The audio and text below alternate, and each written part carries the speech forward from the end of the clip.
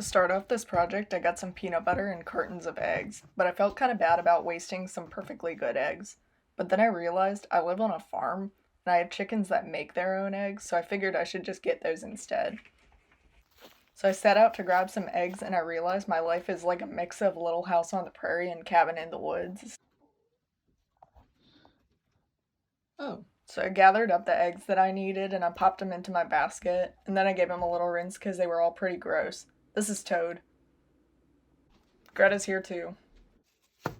So the first method of egg protection I wanted to try was using plant foam, which is used for bouquets and floral arrangements. So I cut out a roughly egg-sized hole in it so I could place the egg in it so it would just sit just right. And then I hot glued them together so there wouldn't be any risk of the egg falling out.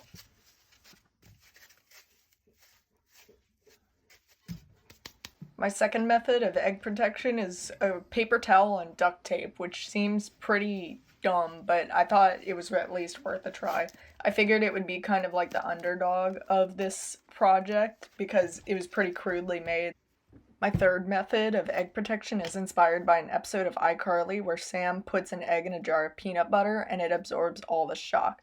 I am now struggling to open this can of peanut butter and then open it like that, which is very dumb, but I have authorization because I'm certified dumb. Anyway, I scoop out a little bit of peanut butter just to make room for the egg and just plop it in there. And I try to put the peanut butter back in as least messily as possible and somehow manage to not get it on my hands. Now Greta wants some peanut butter. My final method of egg protection is just coating it in hot glue, which came to me while I was hot gluing the plant foam together, so I figured why not. And here's me weighing an egg because I forgot to take a video of me weighing everything.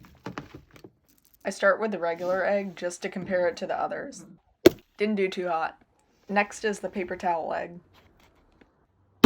I didn't hear a crack, and when I opened it, I was surprised to find it was totally intact, so I will say this was an unexpected success.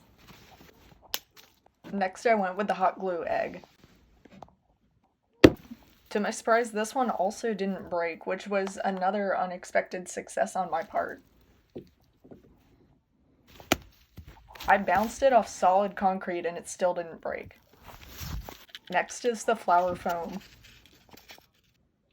This one I was rooting for personally, and I really wasn't surprised when I found it totally fine when I opened it up. So this was a good result as well. So I celebrated by chucking it into the void. Last step is the good old peanut butter jar.